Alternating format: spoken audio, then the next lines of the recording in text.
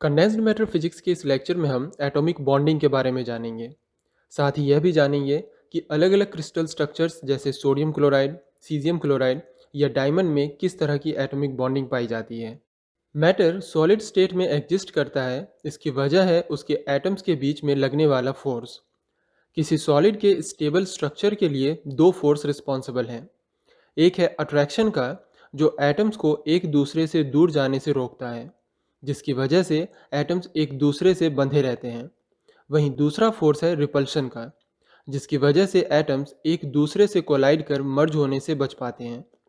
यही दोनों फोर्सेस मिलकर किसी मटेरियल को एक स्टेबल सॉलिड स्टेट प्रोवाइड करते हैं।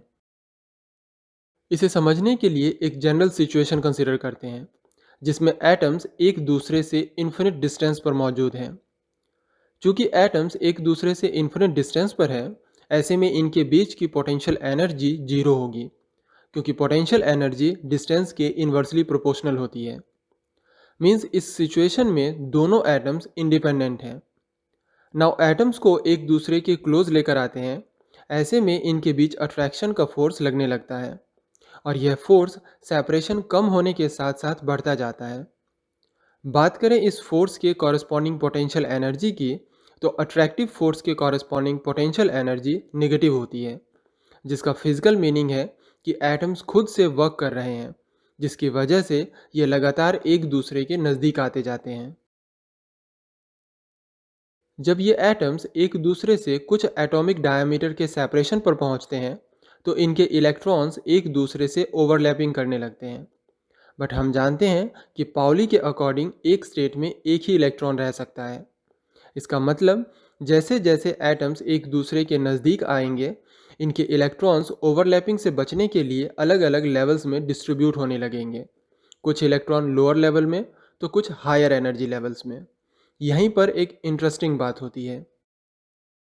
इलेक्ट्रॉन ग्राउंड लेवल से हायर एनर्जी लेवल में खुद से ट्रांजिट नहीं कर पाते, बल्कि इसके लिए एक्सटर्नल एनर्जी की ज़रूरत होती है।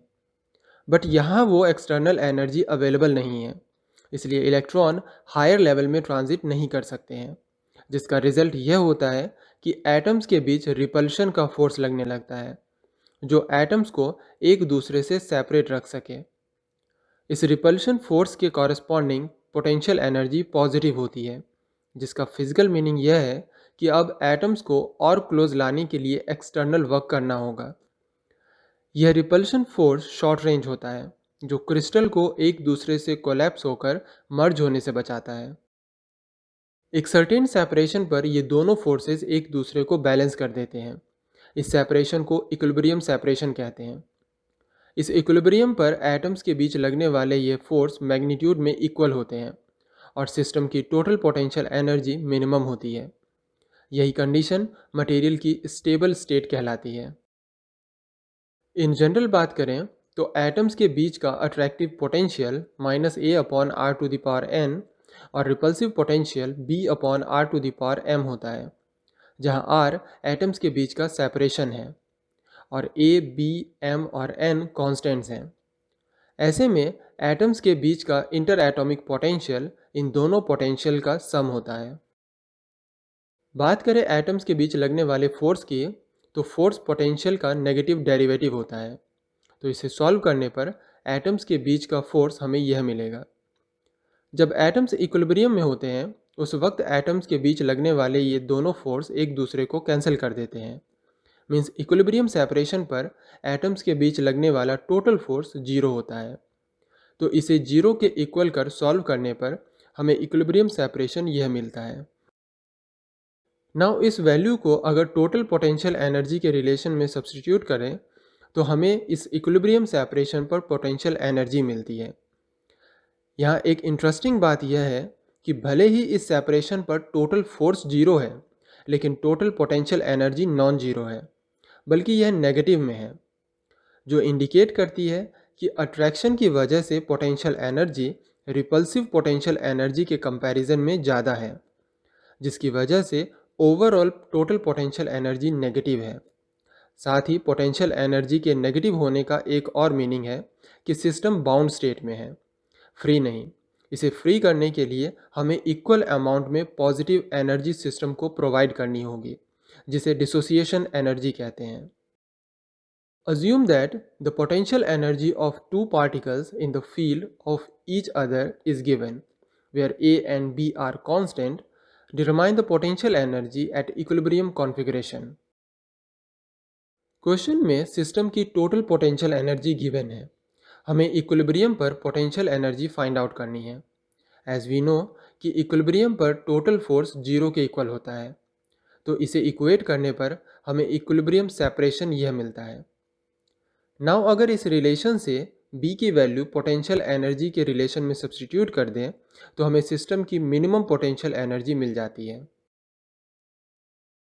इस तरह हमने देखा कि अट्रैक्टिव और रिपल्सिव फोर्सेस का प्रिसाइज बैलेंस मटेरियल को सॉलिड स्टेट प्रोवाइड करता है, लेकिन एटम्स के बीच की बॉन्डिंग एटम्स में चार्ज के डिस्ट्रीब्यूशन पर डिपेंड करती है। अलग अलग चार्ज डिस्ट्रीब्यूशन अलग अलग तरह की बॉन्डिंग बनाते हैं, जिन्हें 5 क्लासेस में डिवाइड किया गया है। ये है ionic bond, covalent bond, metallic bond, hydrogen bond और वैन डर वाल बॉन्ड्स। स्ट्रेंथ के बेसिस पर इन बॉन्डिंग्स को दो ग्रुप में डिवाइड किया गया है, प्राइमरी और सेकेंडरी बॉन्डिंग। प्राइमरी बॉन्डिंग की एनर्जी 0.1 से 10 इलेक्ट्रॉन वोल्ट पर बॉन्ड होती है। आयोनिक, कोवेलेंट और मेटेलिक बॉन्ड प्राइमरी बॉन्डिंग्स हैं। इनमें से भी आयोनिक और कोवेलेंट बॉन्ड मेटेलिक बॉन्ड से ज़्यादा स्ट्रॉन्ग होते हैं। वहीं सेकेंडरी बॉन्डिंग की एनर्जी 0.01 से 0.5 इलेक्ट्रॉन वोल्ट पर बॉन्ड होती है। हाइड्रोजन और van der Waals bonding secondary type के बॉन्डिंग है। Generally van der Waals bonding weakest bonding होती है। अब इन बॉन्डिंग को ब्रीफली डिस्कस कर लेते हैं। आयोनिक बॉन्ड पॉजिटिव और नेगेटिव आयंस के बीच लगते हैं, जैसे sodium chloride, caesium chloride, zinc sulphide. इन सभी में आयोनिक बॉन्ड है। सोडियम क्लोराइड के सोडियम आयन और क्लोराइड आयन के बीच आयोनिक बॉन्ड बनते हैं। कोवेलेंट बॉन्ड तब बनते हैं जब दो एटम्स अपने इलेक्ट्रॉन्स को शेयर करते हैं। आयोनिक बॉन्डिंग में जहां एक एटम अपने इलेक्ट्रॉन को दूसरे एटम को देकर दोनों ही आयंस बन जाते हैं, वहीं कोवेलेंट बॉन्डिंग में दोनों ही एटम्स इलेक्ट्रॉन को शेयर करते हैं। इस तरह की बॉन्डिंग डायमंड, ग्रेफाइट में पाई जाती है। मेटेलिक बॉन्ड पॉजिटिव आयंस और इलेक्ट्रॉन्स के क्लाउड के बीच लगते हैं, जैसे सोडियम। सोडियम में सोडियम आयन और इलेक्ट्रॉन्स के बीच लगने वाला फोर्स मेटेलिक फोर्स ही है। बात करें हाइड्रोजन बॉन्डिंग की, तो यह बॉन्ड दो मॉलिक्यूल्स के बीच लगता है, जैसे H2O। वहीं वैन डर वाल बॉन्ड मॉलिक्यूल्स या एटम्स के बीच लगते हैं, जैसे आर्गन।